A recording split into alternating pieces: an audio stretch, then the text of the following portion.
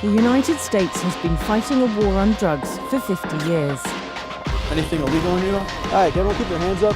America's public enemy number one is drug abuse. Millions of people, mainly poor and black, have been incarcerated. No country in the world jails their population at the rate the US does.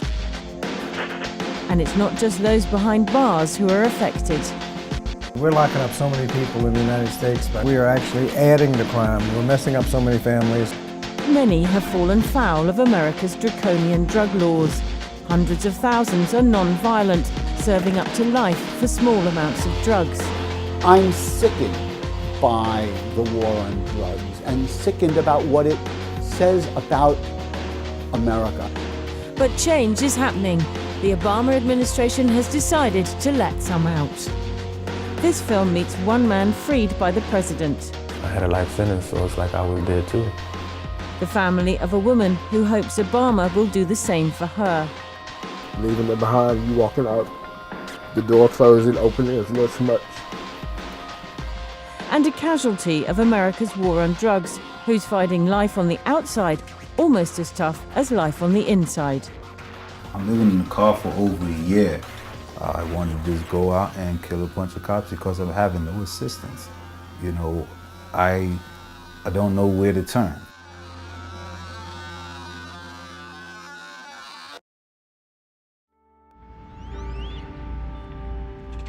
Freedom for Israel Torres after 17 years behind bars.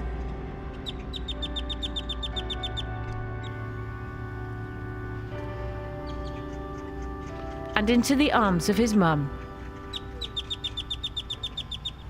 Getting another chance at life, it's unexplainable. It's like a different breath of air. It's free. I mean, when you're in there, it's like you just it's just a different type of air, man.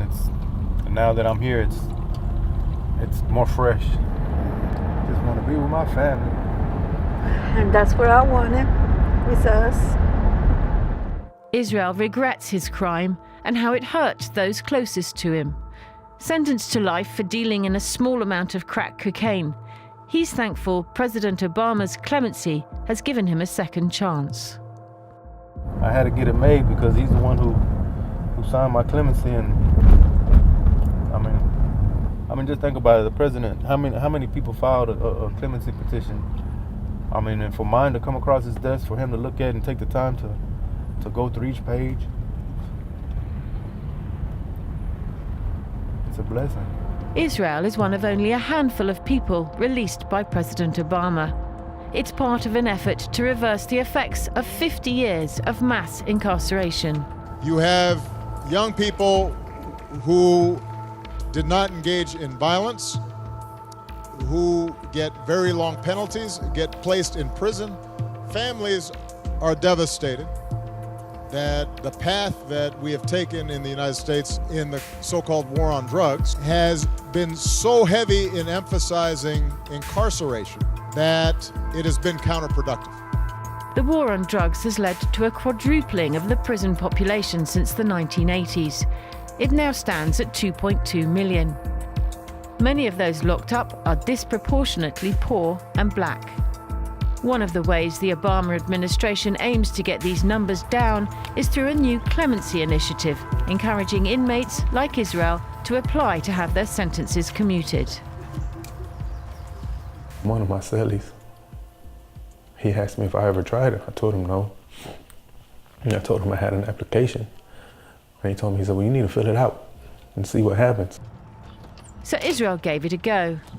To qualify, you must be a non-violent, low-level offender without significant ties to large-scale criminal organizations.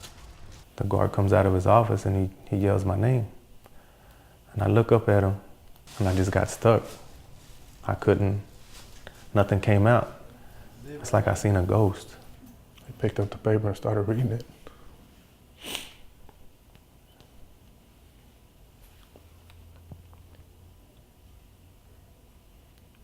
He told me I was granted clemency. I was given my life back. It was a beautiful day. It says, brother, I can only imagine how you're feeling, because I know I feel so happy and so much excitement. I could hardly sleep last night. Can't wait to see you and hug you and talk to you. Love you tons, your sis, Cynthia. Everybody knew that I was going home.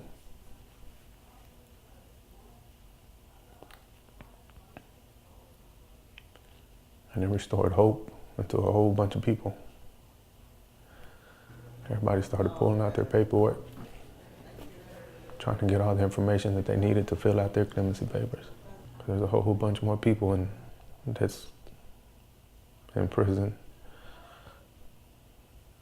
that I feel don't deserve to be doing as much time that they're doing. The harsh drug laws that led to Israel and thousands like him being locked up were drafted by the lawyer Eric Sterling in the 1980s. That, of course, is me. This is Mr. Hughes, who was the chairman when we wrote these mandatory minimums in 1986. It will be on my epitaph. Eric Sterling wrote the mandatory minimums of 1986. They really came right out of my word processor in room 207 of the Cannon building. The Senate made more harsh what I had helped develop for the crime subcommittee. They made the quantities lower, especially for crack cocaine, so they swept up more people. Sterling called this probably the greatest tragedy of his professional life. The mandatory minimums had triggers of 5 grams, tiny, tiny quantities of crack cocaine. And that ankle-high obstacle became the target for the Justice Department. So every year, thousands and thousands of people who had low little 50-gram cases. 50 grams is the weight of a candy bar. If you had a 50-gram case, that was a minimum of 10 years up to life imprisonment. Here in Virginia, Congressman Bobby Scott has been campaigning for 30 years to get these drug laws changed. We're locking up so many people in the United States by codifying slogans and sound bites that some studies have shown that we are actually adding to crime. We're messing up so many families. We've got so many people with felony records that have problems getting jobs. You go into an African-American church and ask how many people have a relative or close friend in prison today, all the hands will go up. When you know somebody that's serving 20 years and didn't really do anything that bad, I mean, 20 years, you're talking about what murderers and kidnappers get.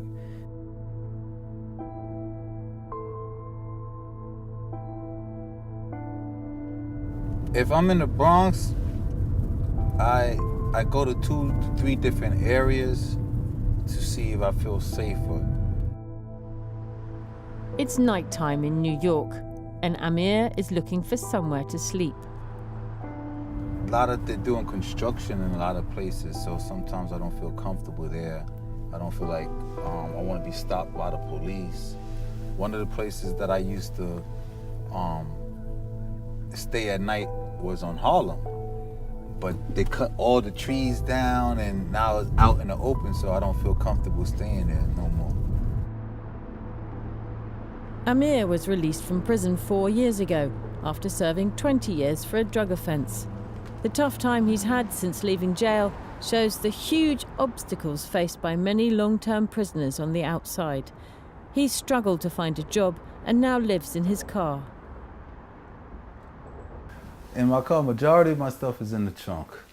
I have my blanket. I just put my quilt to a friend's house because it's not bleeding cold no more. But for times like this, from 40 degrees, from 50 down to about 25, I just have one jacket, one light blanket. But when it gets for the winter, I have a major a comforter. Then I'm lucky I have an economy card because it'll take me about $6, approximately $5 to $6 a night to keep the car running on for the heat at nighttime. Even though he worked while in prison for 20 years, he's still left with nothing. So at the end of my 20 years, they gave me a healthy check of 89 cents. I'm like, I worked for all these years inside and you give me a check for 89 cents?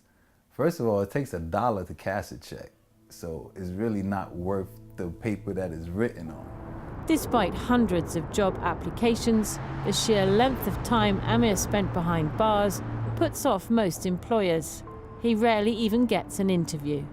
People know that you're homeless, they won't even give you a job.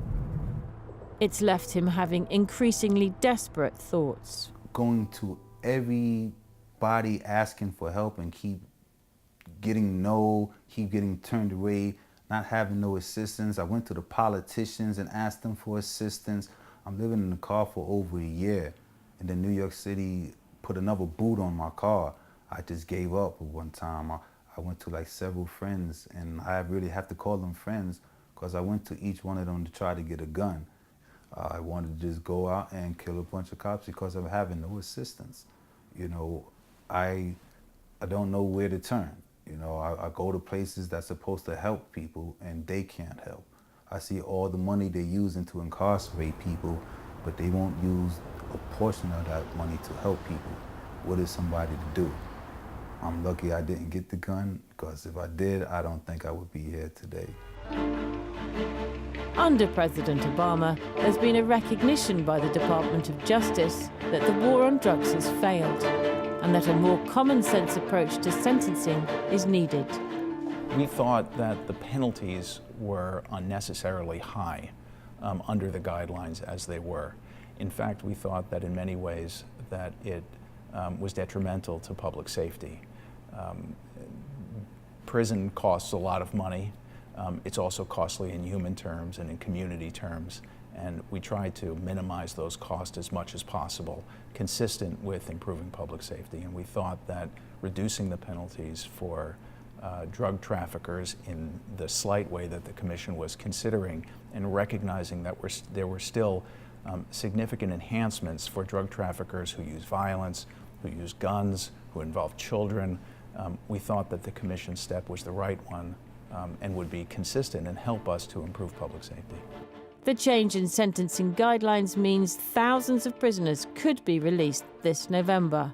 It will apply to those offenders who would, if they would have been sentenced today under the new sentencing guidelines, would have had a reduced penalty. So, and the Commission has estimated that that is, again, roughly in the 30,000 to 40,000 people.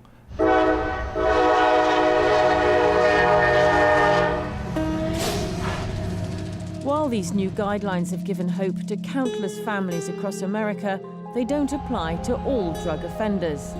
Here in Berryville, Virginia, live one family torn apart by the war on drugs. Their only answer is the man in the White House. We thank you to be with us, to lead us, to guide us, to help us in all that we say and do. This is our prayer in Jesus' name. Amen. Amen. Amen. As with so many other victims of America's tough drug laws, it's not just those behind bars who suffer. With my mother being incarcerated, my biggest fear is that my brother is not going to care about life, and he may go out and rob a bank or do something, heinous or whatever that, he wasn't raised to, do, but just because of the fact that he has that hate inside him for our legal system. Perry was in his 20s when his mother, Charcille, was stopped for a broken taillight in April 2006.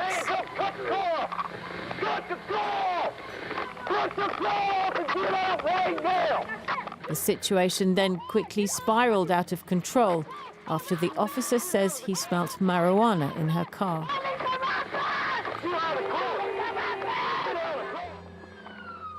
It was a chain of events that ended with Charcille facing a life sentence plus 30 years for conspiracy to distribute crack cocaine. A crime she denies. The family believes she should have been helped, not locked up.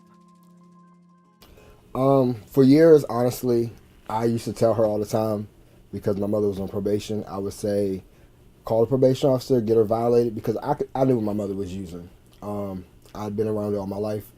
They had kind of turned a blind eye towards it, so at times when she was high, I would say something to her, and it was like, she's not high. And I'm like, you can't tell the way she's talking or something. And I knew that with her being on probation, if her probation officer violated her, then she would go to jail. This is not about